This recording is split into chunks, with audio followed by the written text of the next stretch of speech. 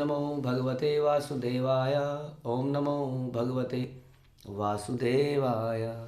श्रीमद् भागवतम चौथा कैंटो चौथा अध्याय और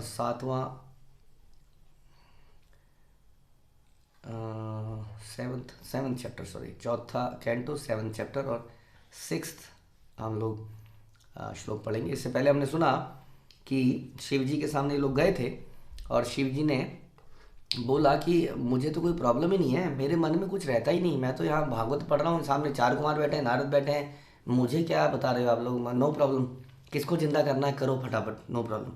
अच्छा ये दक्ष लगा दो, अब क्या करें, सर तो बचा नहीं है, चलो मैं आशीर्वाद दूंगा, बकरे का सर की नसें वसे जोड़ दूंगा सब। दिमाग आदमी का ही काम करेगा, बकरे का सर होगा लेकिन काम दिमाग आदमी वाले करेगा। अब यही सर बचा हुआ है, इसको इसकी दाढ़ी लगा दो, उसको उसकी भृगु की दाढ़ी मूछ आ जाएगी, नो प्रॉब्लम, इसका दांत ऐसे कर लेगा, ये कर सब अरेंजमेंट शिव जी ने कर दिया। फिर क्या होता है आप सुनते हैं।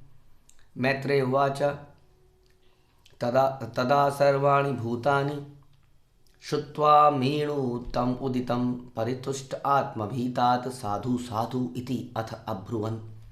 मैत्री मुनि ने कहा, हे विदुर, वहां पर उपस्थित सभी मनुष्य सर्वश्रेष्ठ वरदाता शिव के वचनों को सुनने से अत्यंत संतुष्ट होकर गदगद हो गए।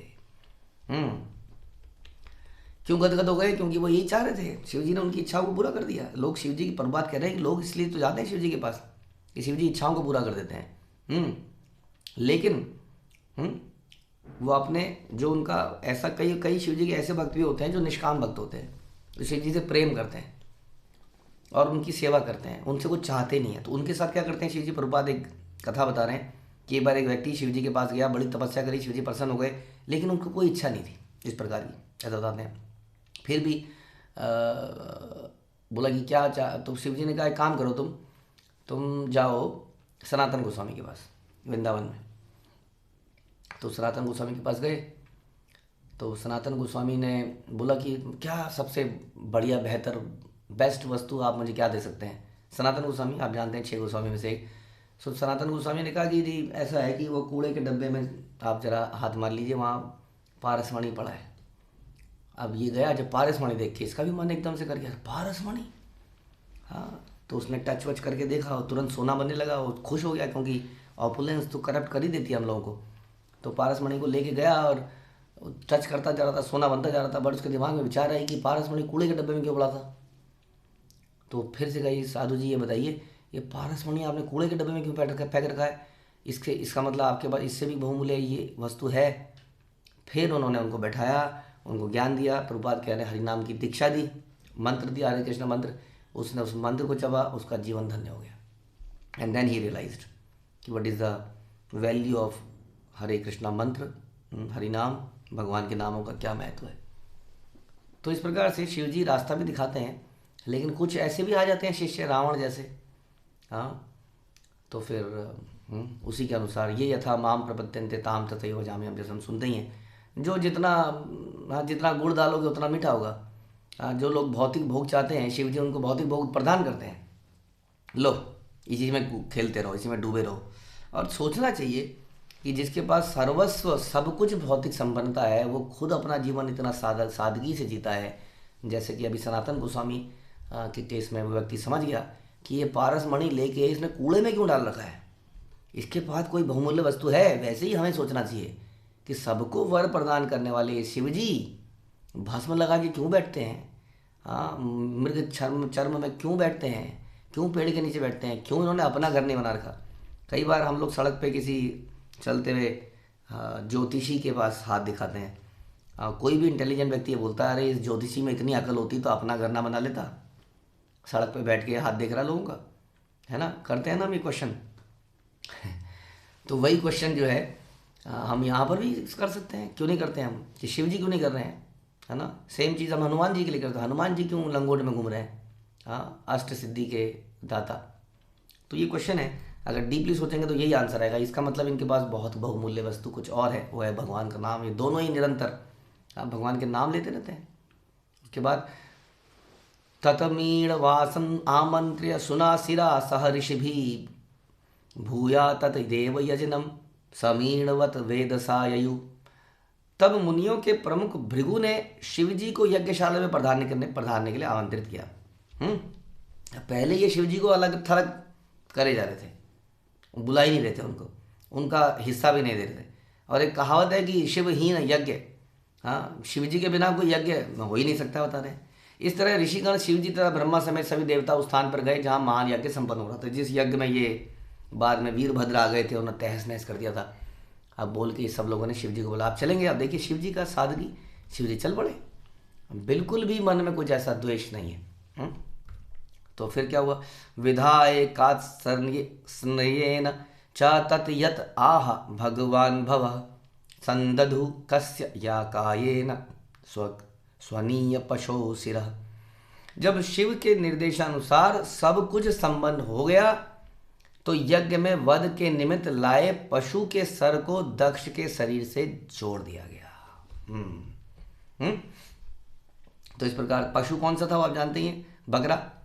तो उस बकरे के सर को कैसे जुड़ा होगा, अब ये तो बड़ा क्वेश्चन है, बहुत बड़ा। हाँ, ये शिव जैसे व्यक्ति ही कर सकते हैं।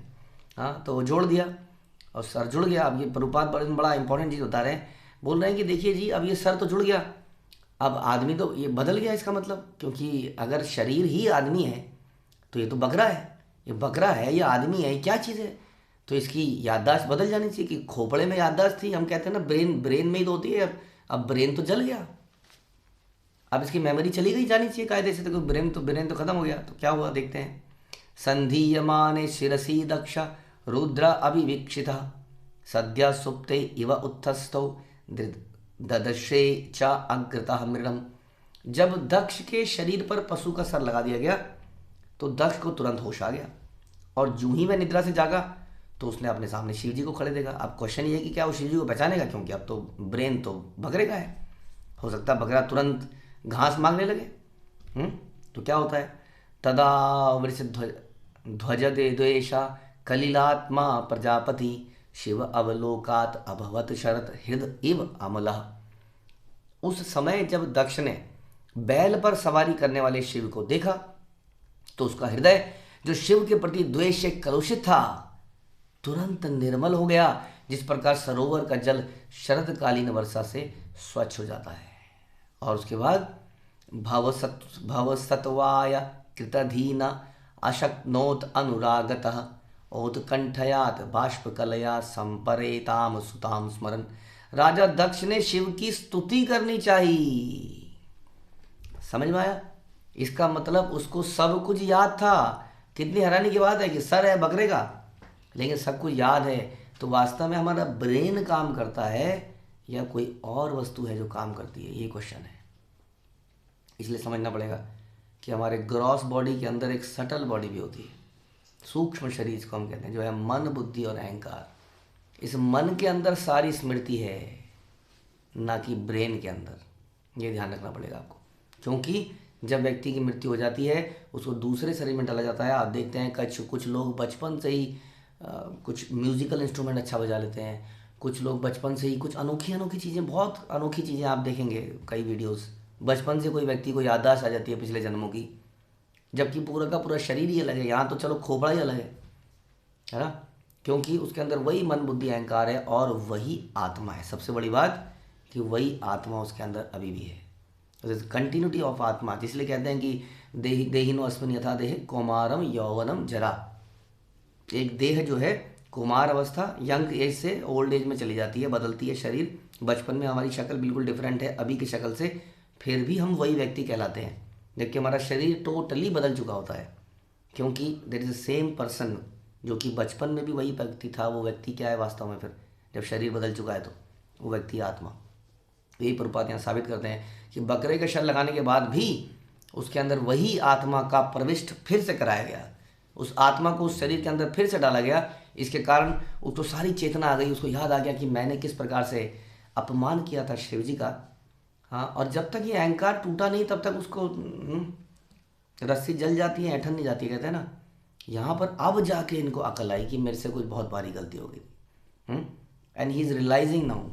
हाँ, शिव जी को देख के अब इसकी भी अच्छी बात है कि इन्होंने भी नहीं सोचा कि चलो अब तो जिंदा हो गया, अब मैं तुमने मुझे मारा, अब मैं तुम्हें मारूंगा। व्हाट ही सेड, उनकी स्तुति करनी चाहिए। लेकिन क्या हुआ, अपनी पुत्री सती की दुर्भाग्यपूर्ण मृत्यु का स्मरण आ गया और नेत्र आंसू से भर गए। कितनी अजीब सी बात है। शोक से उसकी वाणी अवरुद्ध हो गई, कुछ कह ही नहीं सका। ये वही व्यक्ति है जिसके सामने सती जली थी। सती इतनी दुखी थी एंड ही डिड नथिंग, रोकने का प्रयास भी नहीं किया।